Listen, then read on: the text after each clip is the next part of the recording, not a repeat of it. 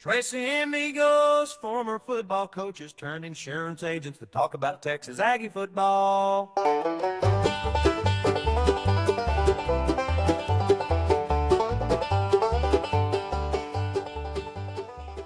Yeah, and it's definitely and Elko's. I mean, it's a one gap scheme too, so that's why he doesn't usually recruit those 340 pounders. But man, it just felt like that.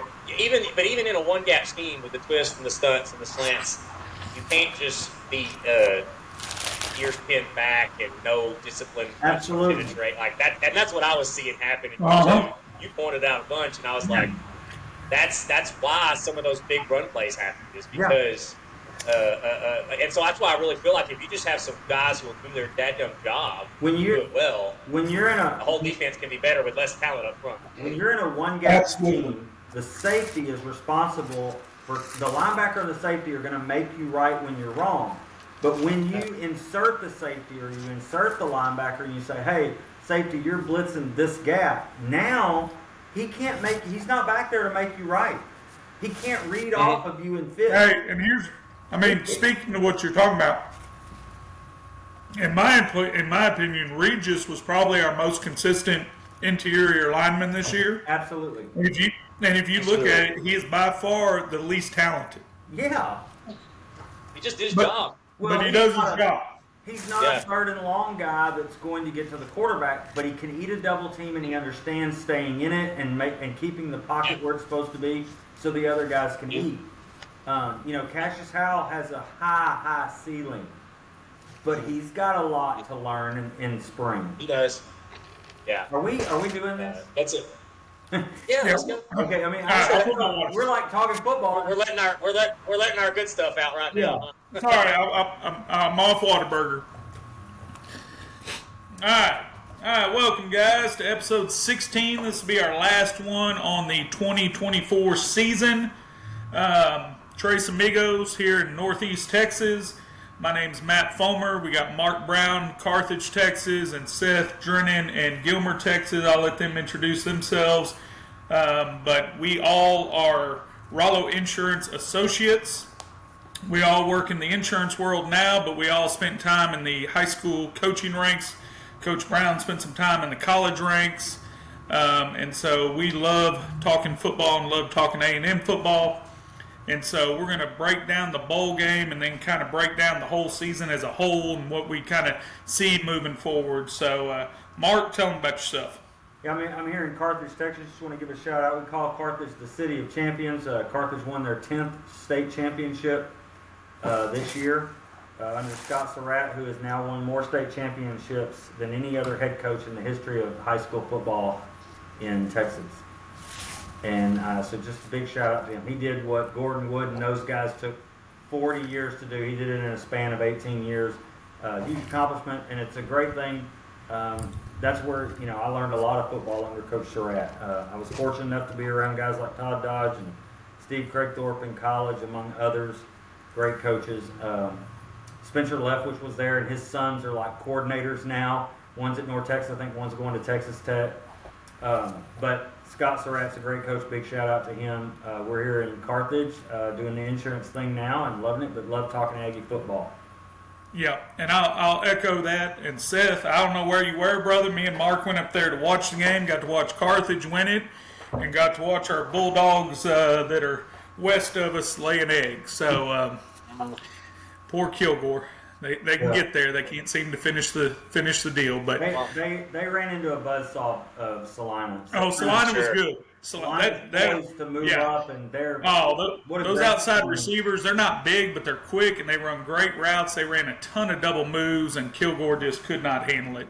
When we won our first state championship against Salina in 2008, I remember going across there and just shaking the coaches' hands and telling them just what a phenomenal job they do with their kids.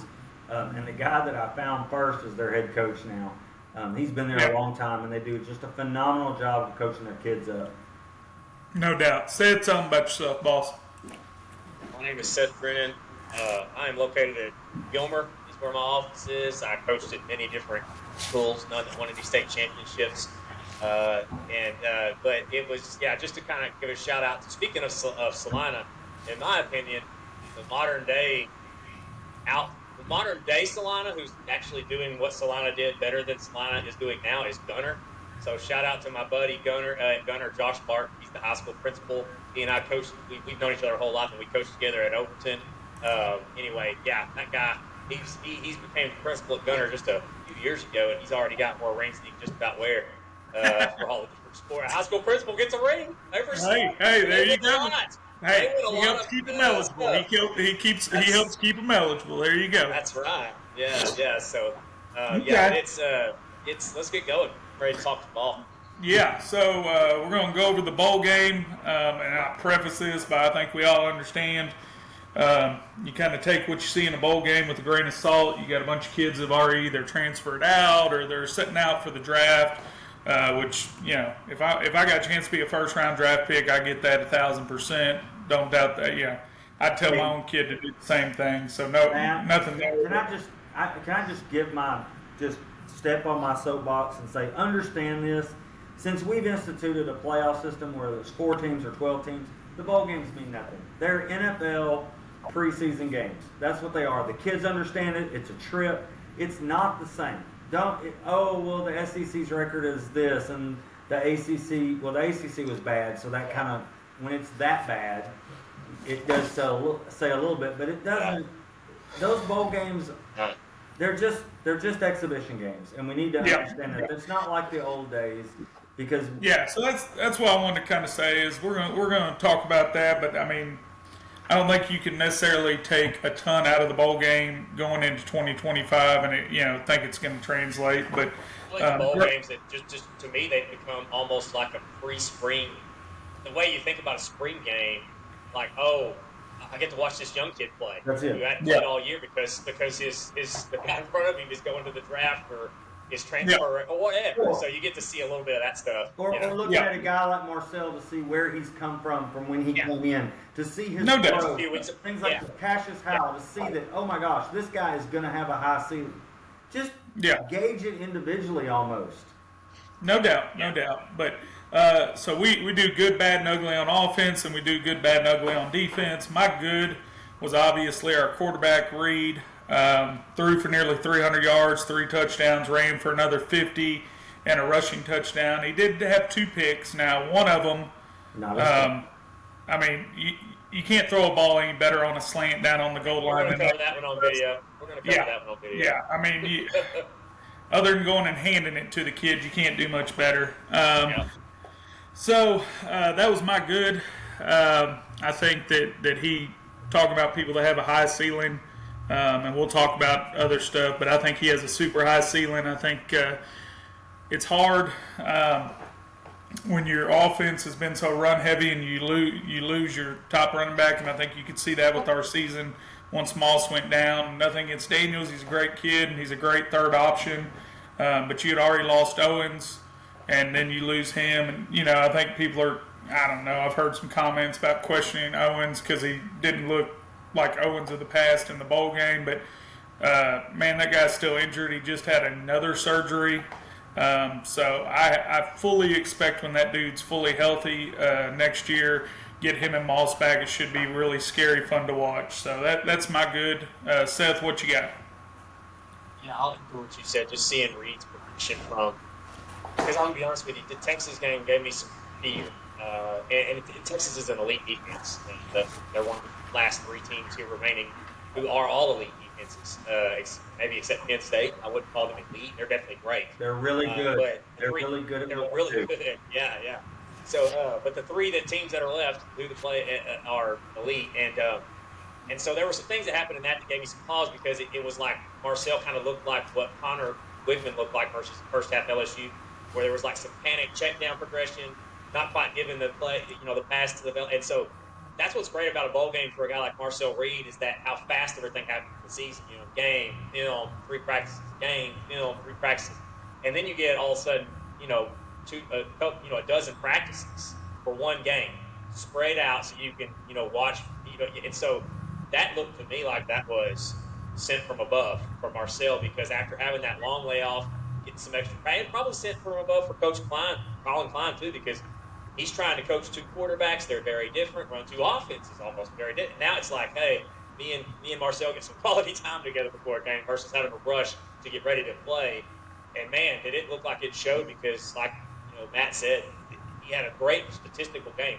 But when I watched the film, and that's I always us coaches we see the stats and we watch the game on ESPN just like y'all do. But I don't usually make my judgment on things until I see the all 22. Absolutely. And when I watched all 22, I was blown away by how good Marcel played. And I know the stats backed it up, but sometimes you can have stats and still see a lot of things. Meat left on the bone, bad decision making. Man, it was cleaned up. The only thing that I have really negative that what had to do with Marcel himself was the pick he threw here, which was also a phenomenal play by the corner. And what right here, that pick right there, if you'll look at Marcel's footwork here, it's just one too many hitches.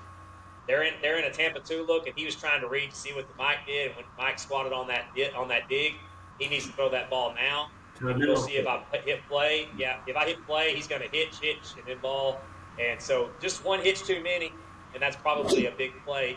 But I'll give credit. I mean, this is a football game. That corner, that's a phenomenal play. Like, that's probably going to be the first play he puts on his highlight reel this year whenever he's, making his highlight reel. So I can't fault. I mean, that's the only thing I really found. Another touchdown that we missed out on was here. Yeah, this is Jade making a mistake on the scheme. This is a flat route screen, basically, it's a quick screen to Jabray, and you'll look at how physical Bussy is with the safety. He owns him. Jade is confused and runs a fade, doesn't block his man, and what you see, and if you'll see whenever this ends up playing. I'm sorry, I paused it right there whenever I was doing the recording.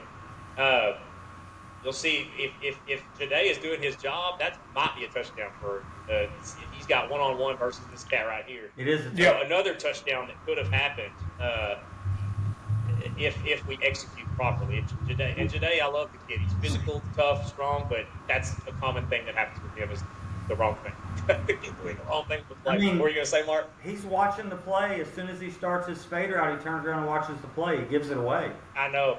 And then he's mad. You can tell he's mad. He didn't get the right call or something. Oh, yeah. Well, I imagine he got the right call. Well, he thinks he got the right. He's like, what? What are we doing? Yeah. So this is the nobody told me. Nobody told me. Exactly. Nobody told me. That's about the only time. Ain't nobody told me. Today I've seen him run. I've watched enough film that when I see Jade make a mistake, the benefit of the doubt is that Jade is in the wrong. I'm not saying he's 100% in the wrong, but I've just seen enough to know that we've all coached kids like him, or it's like, he plays with a great effort. He's made a big play, he's blocked punts. He's physical, but doing the right thing on every play sometimes is an issue. Okay, so this is the Bang 8 glance post. That was an absolute beautiful ball. I'm going to pause it right there because you can't throw it any better. That might be Marcel's best pass of the season. Yeah, it's pretty That good. wound up being a turnover. So, that was impressive. I was seeing timing throws being made like this. Another one, and I ended up missing a clip, too, that I wanted to get on here, but I'll talk about it again. So this is an example of progression being made.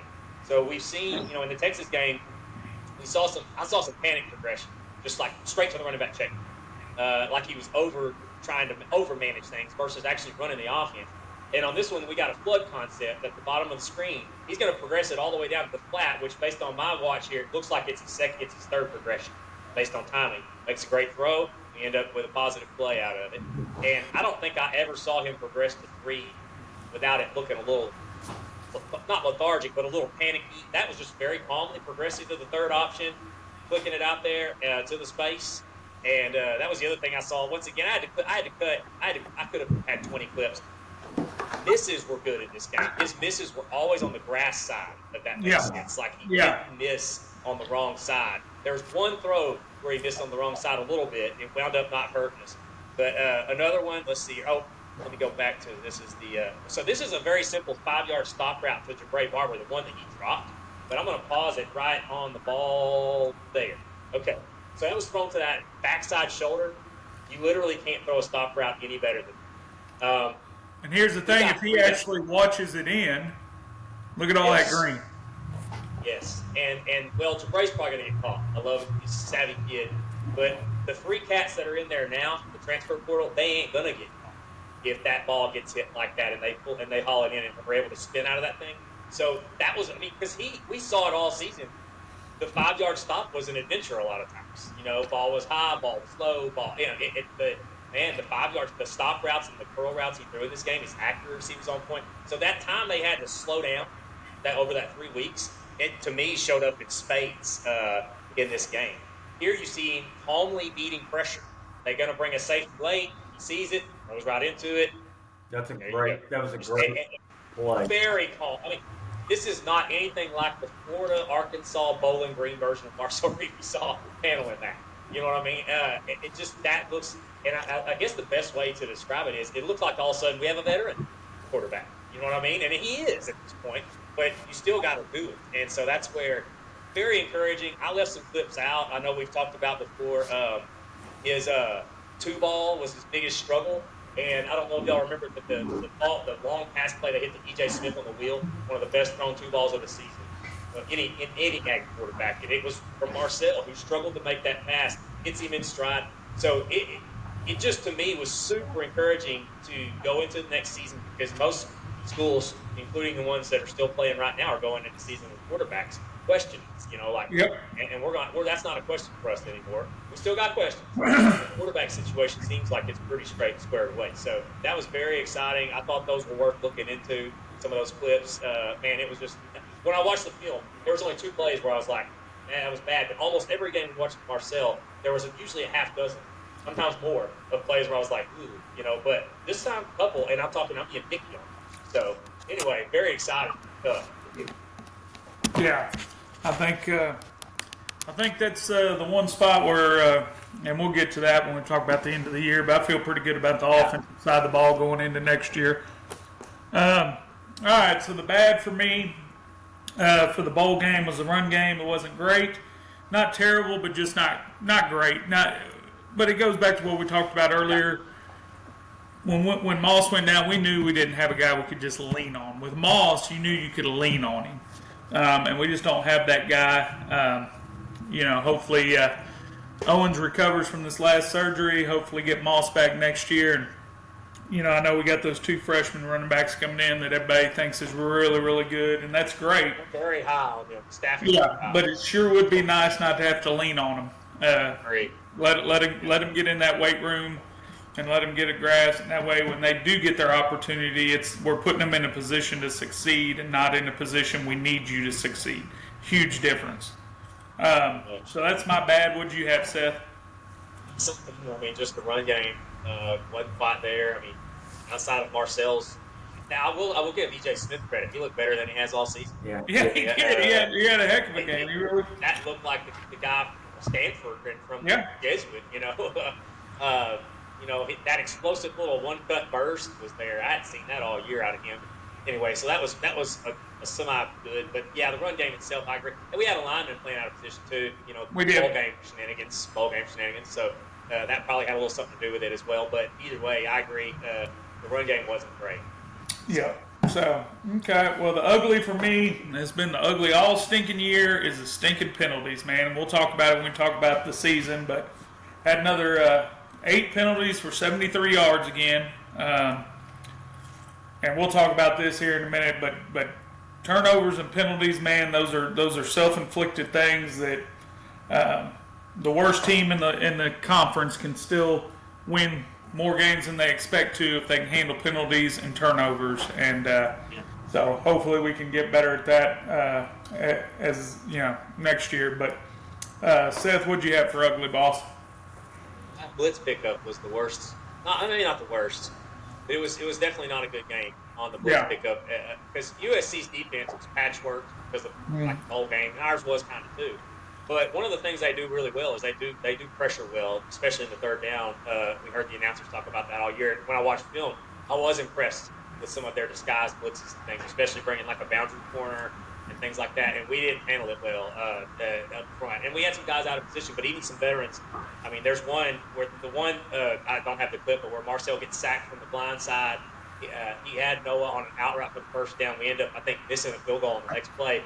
That was Zune sliding the wrong way. you watch film, everybody slides left and Zoom slides right. Leaves the D gap completely or C gap completely unprotected. And that's why he got there so fast. And that's our anchor, our linchpin. And he's playing left tackle where he's played his whole life.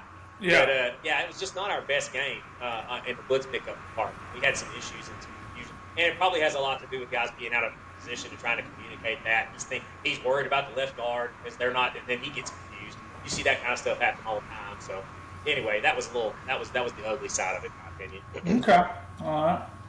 Well, now we'll switch over to the defensive side, and we'll listen to our defensive guru, Mr. Coach Davis here. Mark, what was the good, bad, and ugly on that defensive side? I can tell you what I thought from watching it from the offensive side. The good to me was we came out early and we got stops and allowed us to kind of get a lead. And so we looked solid early. There were D-line issues with what we had and what we had the season with. But I thought we did a good job getting the run stopped. I feel like we're playing in that bowl game. We're playing with one linebacker. The other linebacker is no help. You could run right at him. But I think we got stops early. And I would say the good is Cassius Howell. I think the more snaps that kid gets, the more big plays he's going to make. Now, he's got a lot to clean up and understanding, hey, I'm coming off the edge here and we're running something on the other side that's going to free me up in a one-on-one. But it might be a run play, dude. You might have to fit it up. Yeah. You might have a tackle come to you and try to kick you out. And if you're running upfield, you're toast and you're not helping us any, and you've got to adjust. He's got to learn that part of it. But he has a super high ceiling. So that was really good to me. And the fact that York is about as sound a linebacker is in the country. And I think he just keeps growing and growing. And he is outplaying his talent level for sure. 100%. Now, the bad... When you go to the bad, you start looking at linebacker play outside of York with Scooby out was not good. There was the one linebacker that I thought played decent, but the 27, I can't remember his name. I can't believe I can't remember it in a while. He's not good. Now, maybe they see something in practice that they can fix him kind of like they did York a little bit, and he can understand when to insert and not just sit and catch guards in his face at 4 yards. That is not a good plan to stop the run. So the bad was the linebacker. Mark, I think on the spectrum that York and Sanford are about the opposite ends. I think that Sanford is really athletic, but this side of the game very much struggles. Well, you know what I mean? Well, he may be athletic, but you don't see any of that on tape because not when you get swallowed up. Yeah. So obviously the D-line play was not great, but again it was patchwork and we didn't have guys, and we're going to have to fill some holes there. D-line could have been a lot better, and I think that would have helped us down the stretch to win that game if the D-line would have just played better. I agree. Ugly, obviously, and I think Elko addressed this. That's the worst game the second half of the bowl game was the worst game our secondaries played all year. He was not happy in the press conference. I know that. He was not. Scathing. And when you turn it on film, it gets worse. Like if as a coach, when you coach in a game, there's a lot going on. You've got to think about a lot, and you're trying to just, you're looking like Seth, the analogy you used in our meeting. You're looking at the trees. When you get to the film, you're looking at the forest. You're looking at every piece of it, and then it really gets ugly then because there were several pieces out of place. There were several places where we're getting beat. I mean, the quarterback has 2 options. His first read is open, his second read is open. It's bad. And so our secondary was really, really ugly. And it was really brutal late in the game where it just looked like we didn't have a chance to stop them. Yeah. It shows you how thin we are outside of Will Lee. Yes. When Will couldn't play, things got bad. Ugly. It was bad. Yeah. And our safeties proved to be guys that you have to insert. Yes. You gotta spin them down. Texas has that kid. I can't remember the one that should have had targeting called on him, and he is not a true safety that can play safety. They spin him down in cover 3 constantly, and he's great at that. Our safeties were good at stuff like that, but they weren't good in just shell coverage. Yeah. All right. Well, now we're going to move on to the whole season. And I think my prediction on the year was 9-3. We did not reach that, which is disappointing. And you can talk about 100 reasons why or whatever, but we'll talk about the good, the bad, and the ugly on offense and defense, and then we'll, kind of what we think leading into next season. So my good, and I know it's hard to say this after what I just said about the run game and what Seth said about the blitz pickup, but I think if you look at, I'm sorry? Bowl games don't count. I'm just saying, as a whole, my last couple of years being a former offensive coach, it has been thoroughly frustrating watching our offensive line. And while our offensive line is not a masterpiece, it's not the top of the league, comparatively to the last couple of years, it is thoroughly better. When we had our top running back, we could efficiently run the ball at any point, any way, anytime, any way we want to. We didn't give up. I think I've got a chart coming up somewhere. I don't know if I still have it or not. I think I have it coming up at the end when we talk about the whole season. But we gave up 45 sacks in 2023. We gave up 25 this year. That's a huge improvement. Absolutely. So it's not a finished product. The exciting thing is you have your O-line coach coming back. Consistency there is huge. And the other thing is you got all 5 of those fellas up front coming back, I believe. So you got a chance to really, really improve next year when you've got that camaraderie for 2 years in a row. So well, we always learned this after the fact, but Reed Adams played the whole year. He got a significant injury in the Notre Dame game, or just pain management thing. He had surgery at the end of the season. After the season ended. So.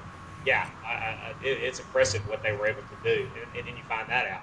Wow, he was one of our best guys, So it'd be exciting. That's my good for the season on the offensive side. Seth, what'd you have, boss?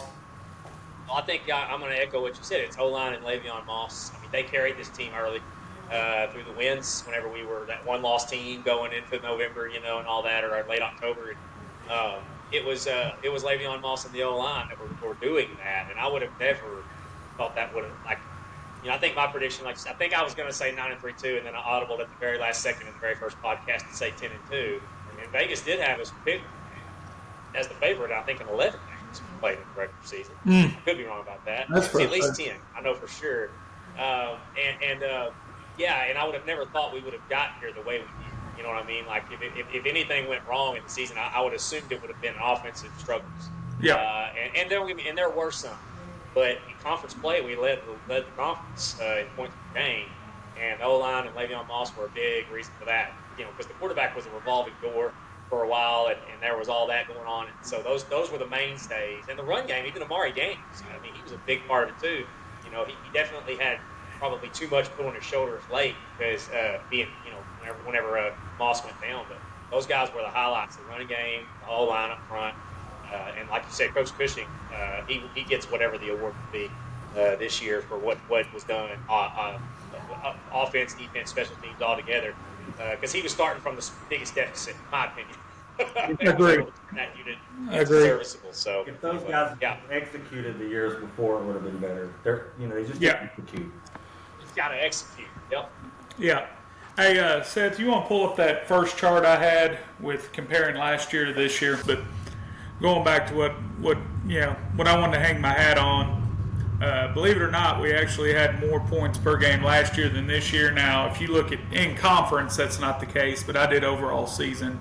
But this goes back to the run game and that offensive line bragging on Cushing. I mean, we had, 60 yards more per game on the ground, 4 more touchdowns, and then down here you look at I said 45 sacks. It was 42, and we had 25 this year. And then the big one that I like to see is red zone touchdown percentage. Not just scoring in the red zone, but how many times are we scoring TDs? And we made a jump there. And so that's exciting. But you see right here that this was the bad for me. I know everybody's upset. Noah went to Georgia and all that, and there was some stuff said on Twitter. I think that I wouldn't recommend that personally. Getting into it with a kid. I mean, he's doing what he thinks is best. I wish him nothing but the best. No hard feelings. But Noah's one of those guys that the potential is off the charts. But I had a coach tell me my very first year, we had a big old 6'3" kid, and he looked, I mean, you put him in pads, he looked like Tarzan, but he played like Jan. And so potential is just that. Potential, and he told me, he said, Matt, potential get your butt fired. Yeah. Because if I'm the spectator, I'm looking at you, I'm like, how are you not getting that kid to produce more when God has given him all those gifts? And so potential is going to get a coach fired or something. And so nothing hard about Noah, but you look at, what I look for is production. Production is what pays the bills. We all three work in sales. We all have potential to make a lot of money. But if we don't get out there and actually produce, we're not making any money. And so Noah's season stats, he had 575 yards and 8 touchdowns. That's not a bad season, but that's your number one receiver. That's the guy you're supposed to hang your hat on. And in Klein's system, with the way he used motions and jet sweeps and all that, Noah's not built for that. Noah is not a jet sweep type guy. And so we went out and we've got these other guys. I'm really excited about them. But just to give you a comparison, the kid that we got from North Carolina State, KC Conception, his freshman year had 840 yards and 10 touchdowns. That's his freshman year. So we're worried about Noah at 575 and 8 touchdowns as a junior, and we got a freshman that's putting up 840 and 10 touchdowns. And I would implore anybody to go watch Concepcion's highlight film and watch how he does it. Yeah. So I don't think our problem here, when we look here at the passing yards and pass, I don't think our problem is the guy taking the snaps. I think that guy's really good. We got to get those other guys, and obviously Elko's aware of that too, or he wouldn't have done everything he's done. But my bad for the season was just the lack of production at receiver, and hopefully we can cure that with the transfer portal and the recruits and the kids we have coming in. And of course, we're from East Texas, so we're going to prop up Bussy, and I sure would like to see that kid get a tunnel screen just one time with some space. Just get him a little space in a tunnel screen. I want to see what he can do. Yeah. So that's my bad for the season. Seth, what did you have?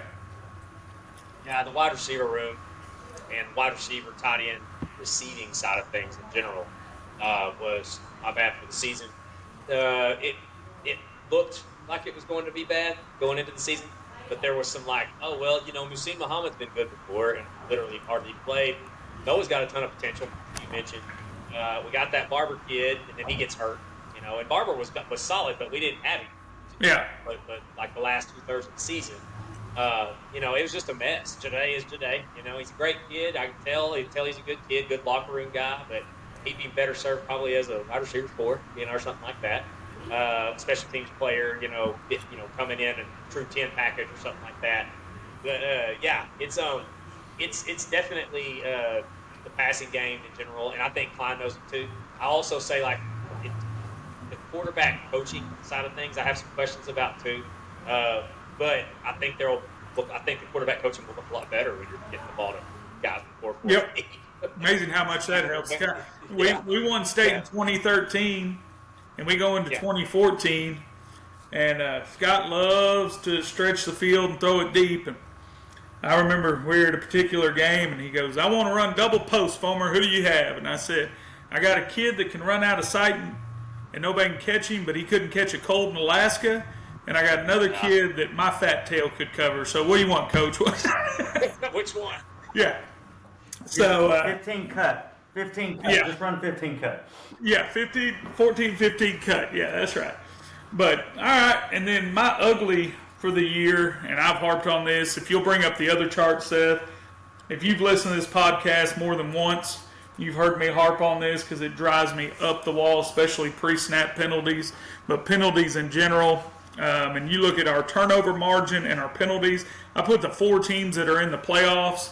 You got Texas, Notre Dame, Ohio State, Penn State, and then A&M down here. And if you look, especially on the penalty side, look at that. 71, 82, 8, and 65. And we're 118 out of 134. Out of 134 teams. Penalties per game. Okay? You look at the turnover margin, 35, 2, 40, 18, and 47th. Okay? So, you look at Ohio State, they can probably deal with the turnovers a little bit because they don't shoot themselves in the foot. Notre Dame can deal with the penalties a little bit because they don't turn the ball over. So, but the problem is we're not excellent at either one of those. They're excellent at turnover and they're excellent at that. So we're okay at turnover, but we are awful at the penalties per game. We have got to fix that, especially. It drives me because I love Klein's offense with all the motions and all that, but you can't do that crap if people can't stand still or get lined up correctly, and get lined up in a hurry because you can't have two guys moving at the same time. So that's my bad or my ugly for the season. It drove me insane all season. I'm sure it's going to be an area of emphasis during the spring. But Seth, what do you got, boss? Yeah, that's definitely something, and a lot of those penalties too were. Very avoidable defensive after the whistle, like stuff like that. And you could tell that was really grinding on Elko. And kind of to go zoom, I will look at the force for a second. The 2022 class, a lot of issues with that class. So I don't mind when like Noah leaving, sees class 22, I'm like, that's fine with me. Because that's just that class is tainted. And they'll probably, some of them will go to other places and thrive. All of them in here together, how they got here, the hype around 2022, they were all given blank checks. They were all paid handsomely.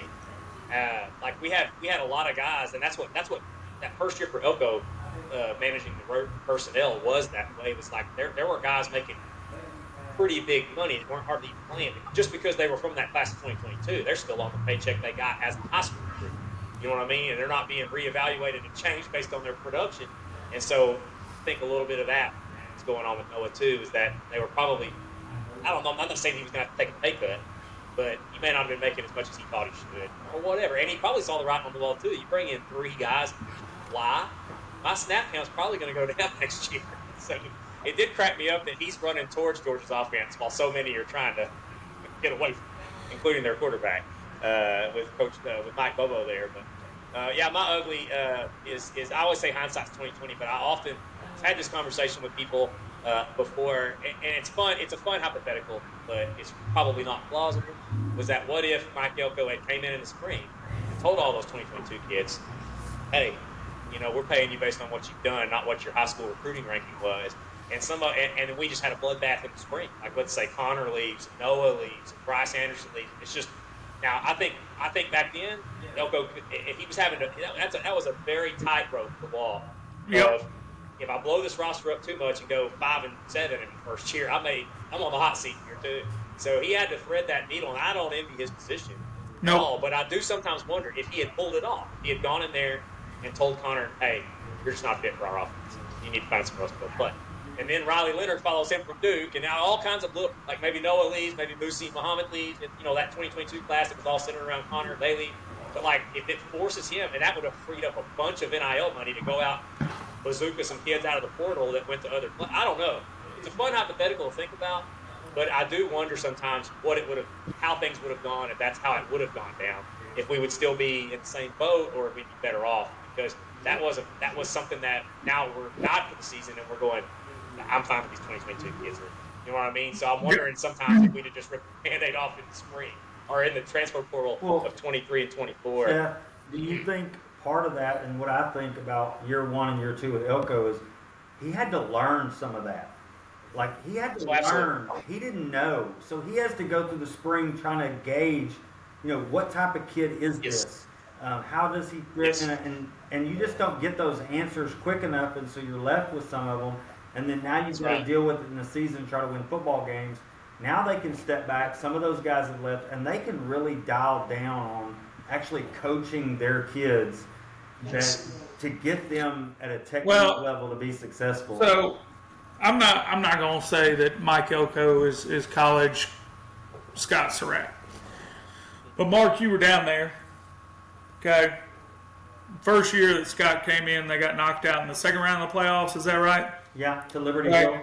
Eventually got knocked out by Liberty Hill, which if you've ever run against their slot tee, it's not an easy thing. But they were up, and then he ran up. They were up, and then he ran off through some picks. Yeah, okay. And then the next 3 years, what'd y'all do? We won a state championship, and then we won a state championship, and then somehow or another we lost everybody, and we won another state championship. Okay. And you've always told me, everybody I've coached with down there in Carthage always told me, when did Scott have his most talented team? The first year, that group of The that very group was first year. stupid talented, but every day was a challenge. Are they in class? Are they on campus? Have they done something crazy? Oh my gosh! It was a tough group. So I guess that's my point. We talked about it earlier. You don't always have to. I mean, don't get me wrong. You want to get the most talented kids you can, but if they'll understand their job and do their job, you can take a less talented kid that's going to do their job. And so, that's Texas on defense. I mean, Yeah. we hear about Anthony Hill all the time, and we hear about, but man, Taft, who's a walker, who's been in the program for years. The guys on the D line are all program guys. They've been in there forever since that year one with Sark, and that's I mean, it's you got to go out and portal, but at some point you can't just be a team full of portal guys. You've got to have guys that are program guys all the way through, and that makes a lot of sense. That's a good analogy, Carthage there, because that could very well be the case. A little bit less talented in year two, but more successful. And I was, I'm not saying we're winning a national title next year, No. but I'm just saying you could see an improvement, even though, maybe on paper we're not as talented, which you could argue maybe that's, offense, I would argue we're going to be more talented. Defense, I'm not sure yet. Right. So, Mark, tell us about the good, bad, and ugly on your defense there, balls for the season. So the good is, in a lot of games, we played well enough to win. I mean, I thought we played well enough in the Notre Dame game to win. It was 13-13 at the end. I mean, you're playing a team that's in the national title game, and you got them 13. You held them to 13 points at your place. And I know that was beginning of the year, so they were different then. But we played well enough in that game to win. The Texas game, it was 17-0. But the defense just kept chipping away and gave us a chance to win that game. So in a lot of we had the block punt. You go score when we block that punt. It's 14-7 or 14-17, and the downside is down the stretch on the road, we were exposed. Our weaknesses were exposed in the defense against South Carolina and Auburn. But in most games, year one Elko, that defense played well enough for us to win many games. The linebacker play with Scooby and York, the progression through the year and how good they were at the end, those guys are good. Those guys can play that position. I am super excited about that. Having two inside guys that know what they're doing. And I really believe that York can be used on third down situations. I believe he's smart enough. Yeah, he's not the fastest kid. Yeah, he's not the most talented kid. But man, is he savvy in understanding, hey, where do I pick up backs? Where do I pick up the check down? Where do I sink underneath the slant? He's really good at it. He plays so stinking hard. That's the thing I love watching him, man. He plays so stinking hard. He is the centerpiece of this defense. And that's good that we have him come back, so I'm super excited about that. The D-line showed flashes, but there's some things they have to clean up, but I think that's stuff that Elko's dealing with. How do I learn this class of 22? How do I manage being the new head coach? How do I do all of the things that I have to do? Now with this year under his belt, we can work on some technique things and run fit things and understanding how to be a one-gap D-line defense and how it plays differently than when we have a blitz called and they run a run and how you have to adjust and fit it up and things like that. But the D-line showed flashes, and there were some young guys that showed flashes. The back end, they were boom or bust. They were, oh my God, they've got everybody covered, and oh my God, everybody's open. I mean, it was boom or bust with those guys, and we've got to be a little bit more consistent in the back end. And like you said, I hate to even, use the analogy with that little community college in Austin, but you're talking about a walk-on kid, and they spin him down against us. They spun him down in a cover 3 look so many times, but he's good at it, so that's what they do, and he's good at that one thing, and he'll lay the hat, and they can work off that, and we've got to figure that out on the back end. But the good was this defense showed promise as a year one Elko defense with different personnel. I think if you go back and look at Elko, year one of his defense, anytime he was a coordinator or head coach, and then year two and the jump they made, because when you put it on film, you can start to see the kids understanding scheme. This is my job. And my job may adjust with this read, and I know what to do. And you get 11 guys doing that, and suddenly you're a good defense. You're a really good defense. Yep. And I saw flashes of what it could be, because I could see the calls that were making. Now, there's some things to clean up with the calls, but I'll talk about that later. But that was the good. I think that there is some good to build off of with this defense. Again, flashes of. I think there's already been some things being cleaned up on who's making the calls there, boss. Yeah. The bad, simple things, D-line fits, containing the quarterback with the D ends. Oh my gosh, how many times did a quarterback get out of the pocket and kill us deep, or a big play? And we've got to do better at that. Our back end coverage and our back out. What's our plan there? Because when you start putting the back out on film and you're like, that's our plan? Like, it's a big question mark. And we've got to figure that out. So there's some scheme issues with game planning, and some of the things that I could see that, okay, this is a game plan versus this formation. They show us this formation, this is what we do. Sometimes that don't work out too well. And like against Auburn, it didn't. We've got to adjust faster than we did. We go, hey, that was our check. We're killing that check. We're just going to play it straight. Or we're going to do this. You've got to adjust quicker. So game planning and in-game adjustments have to be better. The ugly, we all know what it is, and Matt will agree with me here. Our coverage of the slot has got to get better. It showed signs of improvement, but man, did we get killed with a slot receiver a lot in our dime package. Am I right, Matt? 100%, boss. I know We Matt, sent a lot of that's all, texts Matt. back and forth during games. Yeah, so that's got to get better. And penalties. Good Lord, we cannot have. Look, it doesn't matter if you own a guy after the snap by saying something or pushing him, or that doesn't matter. At the end of the day, the score is what it is. Here's the deal: you want to play clean, shut your mouth, go to the next play, and be in the Final Four or be in the national championship game. That's your smack talk. You wear That's the right. ring, and then you can say, guys, oh yeah, that guy talked crap to me. Guess what? I got the big ring. I got to do more. I got a higher draft pick. Draft people looked at me and said, hey, there's a guy that doesn't cause trouble, doesn't have stupid penalties. Let that be your talk, and they've got to learn that. So penalties were terrible. And third down. How many third and longs did we have where we didn't get them off the field? That has to be an area of concern. And to say, look, number one, what are we calling? Number two, what was the problem and how do we fix it? And I think that's some things they'll look at, because third and long, Matt, one of the things they're going to go in and they're going to pull in all the first and tens, all the first and long, they're going to pull in all the second and shorts, all the second and longs, they're going to pull in all the third and shorts, all the third and longs, and they're going to break it down. And when they look at third and long, they're going to have to take a hard look at it, because the numbers are not going to look good. So that was really the ugly for me. Penalties, slot coverage, and third and long. All right, so moving on to 2025, and I think we're going to try to do one after the spring game. Maybe we can all go down there and watch the spring game together. Maybe Seth will be free that time. We tried to get him to go to the state game with us, and he's got too busy of a life, I got sick too during that time. That's true. So You did have, I was running fever all day that Friday.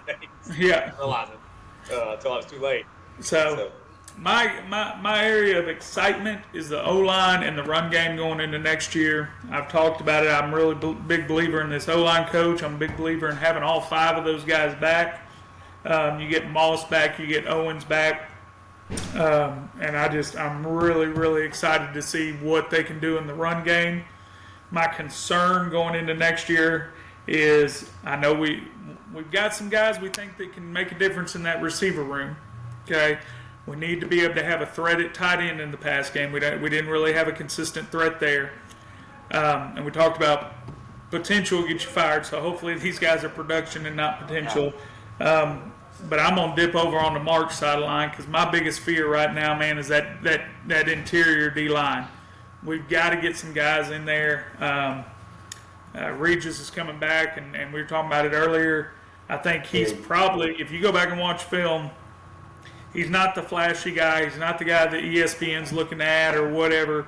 But the dude does his job. He doesn't try to play outside of his job, and it allows everybody else to do their job. And so we need about 4 more Regises, and I think we can do something special up front. He's the one guy on film you go, that guy understands what an interior, one-gap scheme D-tackle is supposed to do.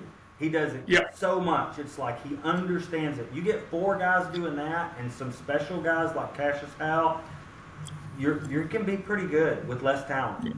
No doubt, no doubt. Seth, what are you excited about? What are you concerned about, boss? I'm most excited about the passing game because that's, even though it was not great this year, I know how Klein is. It's not going to be Jimbo's approach where I know what I need to do. I just got to go do it. Klein is actively consulting with lots of people that are very smart, very intelligent when it comes to the passing game. I know he started doing it as soon as the season ended, before the bowl game. And I almost wonder, when I watched the offense in the bowl game, it felt tweaked. It felt a little different. And then how Marcel operated felt different. And I was like, I think it's already paying dividends. And that's what any great coach is. They're never satisfied. They never think they know everything. That's one thing I do know that this staff is like. They, as a whole, Elko's that way. He comes from a line of coaching, the Clawson coaching tree, and they're that way. They've always coached in places where they've been in a deficit. Clawson has. So anyway, watching Klein's offense look like it took a step forward with some good tweaks, some things that seemed like it had. The word I'm trying to think, like I was talking to somebody about this, and I was like, the offense looked smoother, simpler, and that's not a bad thing. I mean, it looked, and I hate to use the word dumbed down, but it looked that way. But then we just executed it better. And so walking that path of having enough on to do what you need to do, but having enough off to not overburden the kids, I felt like going into the bowl game, Klein did that better. And coaching Marcel looked smoother. It looked less panicky. He looked like he felt very comfortable.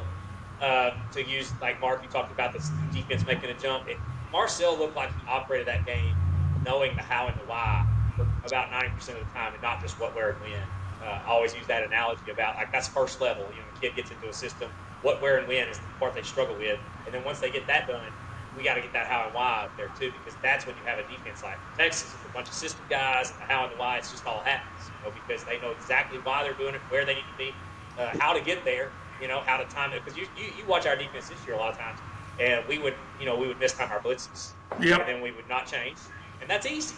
When you show your blitz, you don't change, you do the blitz, that's easy. And that's a team full of what, where, and when guys versus how and why guys. So anyway, going forward, the speed in the wide receiver room should make a huge difference. Even if you just drop those guys into this season, our passing game will look better. Even with all the struggles and the quarterbacks trying to get figured out, because the run after catch is going to increase, the explosive play percentage is going to increase off just sheer talent alone. And I have it on good authority that those guys are all as fast as you can think. Like, we're talking, our room may have went from one of the slower rooms in the SEC to one of the faster rooms. So we're talking flipping it, like almost like we did with the DB room last year. And so that's good. And just a couple of clips I had, let me get my screen shared, of what I meant by simple but effective. Well, one of them wasn't as effective. I'll show you why it wasn't effective. It was our boy Jade. And I'll play that one first. He misses a block, otherwise it would have been pretty effective. But this is a very simple throw to get the ball in Bussey's hands in the red zone. And I'm going to pause it. I'm going to let it play through. Yeah. I'm going to pause it to show you what this would have looked like if we would have executed it. I know that word makes everybody shudder, but it's true. Okay, so right here, if we pause this thing, if Jade executes the block of the safety, this might be a touchdown. If not, I bet he's going to push for the pylon. But Jade misses that block, and that's a trick. That's a tough play for that receiver to make, because he's coached to block the corner, and then the safety becomes the first threat. And so he misses that block, and that's the guy that has to force Bussey off his line. Where if that guy's out of the picture, we pause that there. If that guy's on the other side of Jade Walker, I'm saying Bussey scores on this play. Yeah, and that's simple. And the rule here is it's a crack and replace thing with the secondary guys. This guy gets cracked, I replace. Well, they don't do a good job of that. So if he just goes and blocks that safety, he's at least at the 4. And if he makes him miss, he's a touchdown. That's right. And see how simple this was. It was just a quick little return motion. And we were empty to start, so got them in their empty check, and like all the things. And I was like, this is the stuff I don't remember seeing this concept ran one time in the regular season. That's something that should probably run once a game, at least just to get the ball quick into a playmaker's hands. And then this one we probably remember from the game, bringing in motion, Bussy in orbit motion, and got hat for hat. Now we've got an explosive play right there, and that's the simple throw. Like that, you're not asking your quarterback to do a whole lot. And don't get me wrong, that was thrown really well by Marcel to get it out in front and stuff. But that's hat for hats, and you've got one-on-one with that safety. Best athletes versus safety. And now like I think about next year, like you throw the ball to Concepcion. You go watch Concepcion's highlight film. He's a guy that makes the first guy miss a lot. And so you get the ball at Bussy, because Bussy's good too. Bussy's a different type of athlete than Concepcion. Bussy's very, very tough.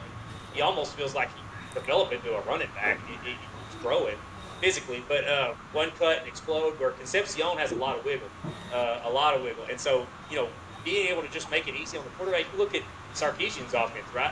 How much is the quarterback really throwing the ball down the field? I saw some stat the other day. Their average depth of target is like almost last in the SEC.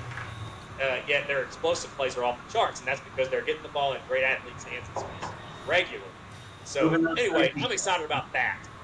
Yeah, I'm excited about that. My concern, I'm going to echo, is up front, but we kind of already touched on it a lot, so I'm not going to dwell. But my concern is up front with the D-line, but we can hypothetically be better, even though the talent level drops, if we got guys who run the scheme, if that makes sense. So that's a kind of those one I'm concerned, but I also could see us at midway through the season next year going, you remember Shamar and all those guys, big names who got drafted, but we're better up front this year. I could see that. Yeah, from the point we are right here to get there is a little bit scary, because it's probably going to require a true freshman playing snaps, not starter snaps, but playing snaps. But we'll see. The other concern thing I have in general is, Elko's as a head coach, you could tell he had to take over and start calling the defense, and I felt like about the time that started happening, whenever we would see him on film making calls, covering his face up with his call sheet, making calls, when that happened, we also saw some in-game management head scratchers happen. And I know Elko's a smart guy who's probably he's probably one of those people that struggles to delegate because he just thinks I can just do this, And so I'm imploring Elko to not, he needs to find a way to either delegate the calling, and I don't know who that is. I don't know if it's getting Bateman up to speed and him doing it properly. Somebody that's not in we're making this podcast on Friday, January 10th, somebody who's not in the field house yet. Or the other option is the Clark Lee thing we saw at Vanderbilt, which is bring in older, retired head coach, maybe a guy who doesn't want to be a head coach but still wants to be around the game. Give him some kind of head coach type duties where he helps you with those in-game decisions and call a defense. But I don't think you can do both. You know what I mean?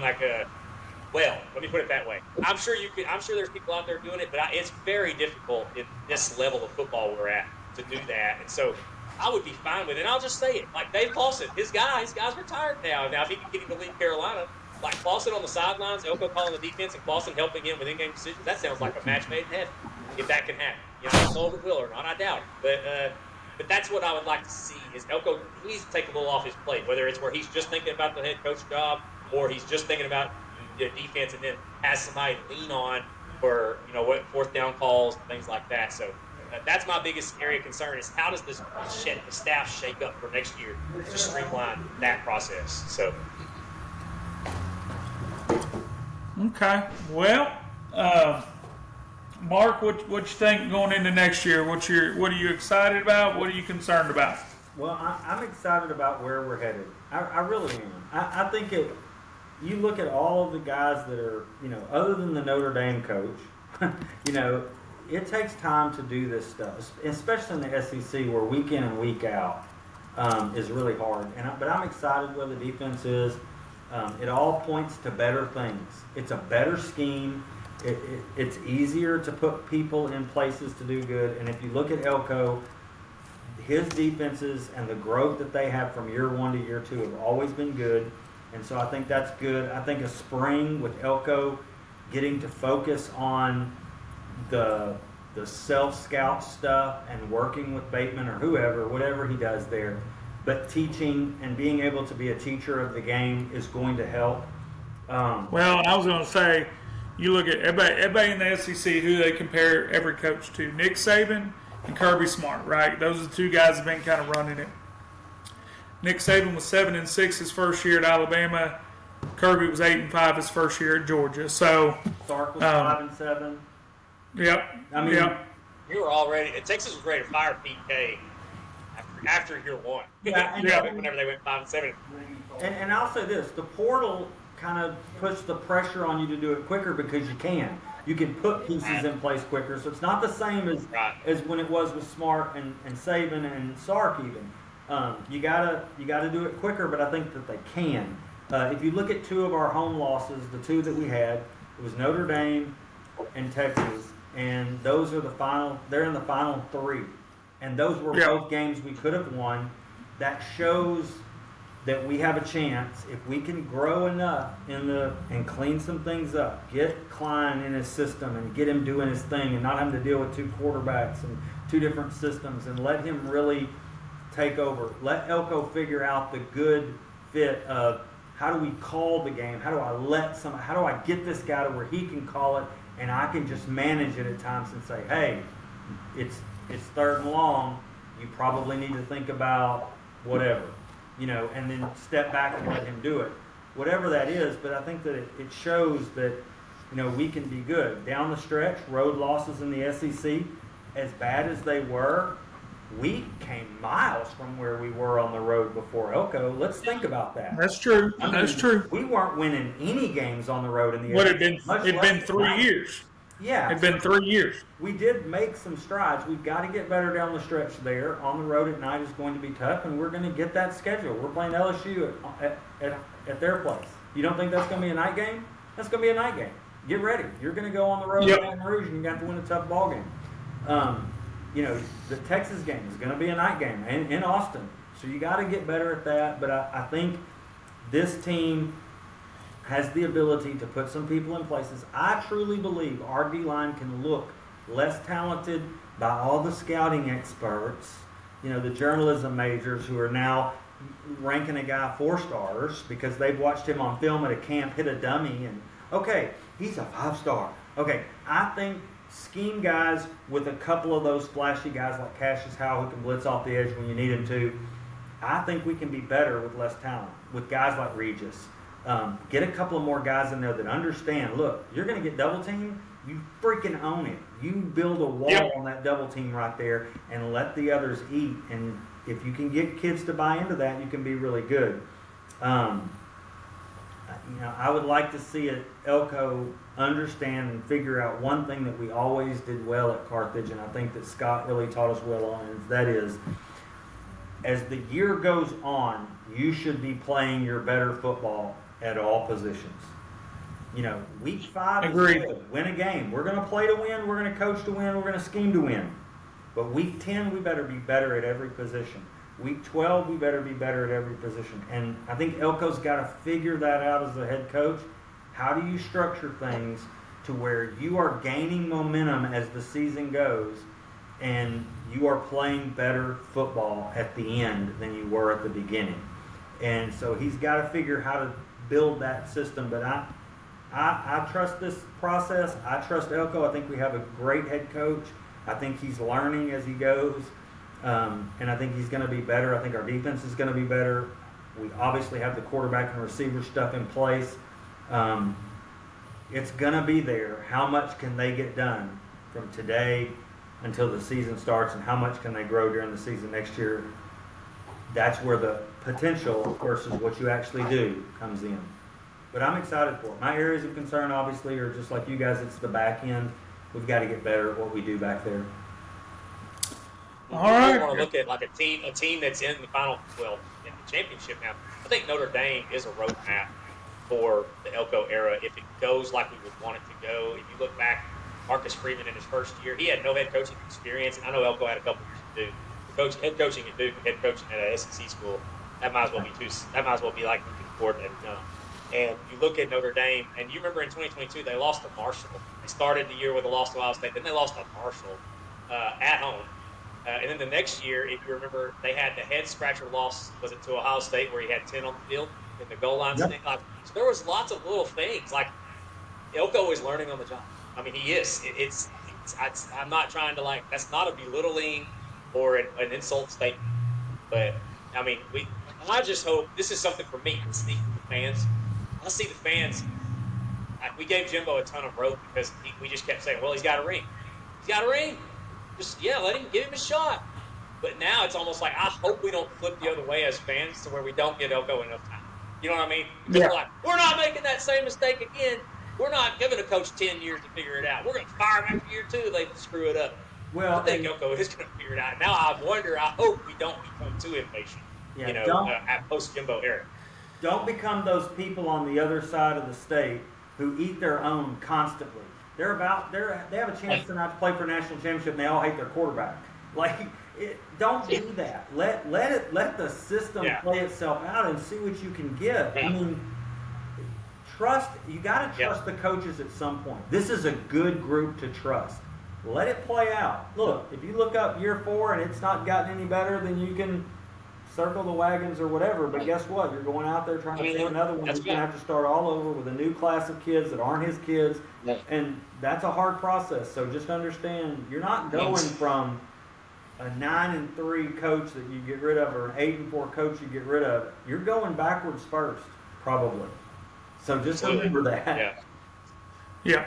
Yep, absolutely. Well, guys, thanks for listening. I want to thank everybody that listens and talks, shares it, comments, whatever.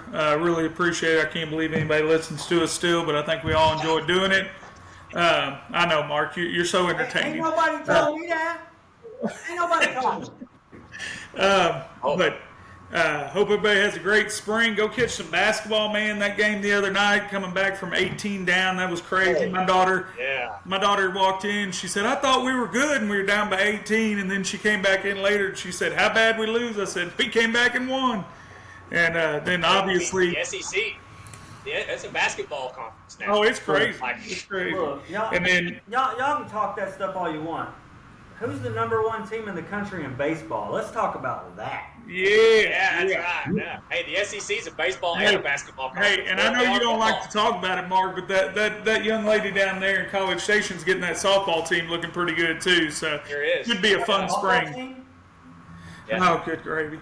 All right, guys, Trace Amigos, gig 'em, and we're out of here. Here you go. Tracy Amigos, former football coaches turned insurance agents, talk about Texas Aggie football.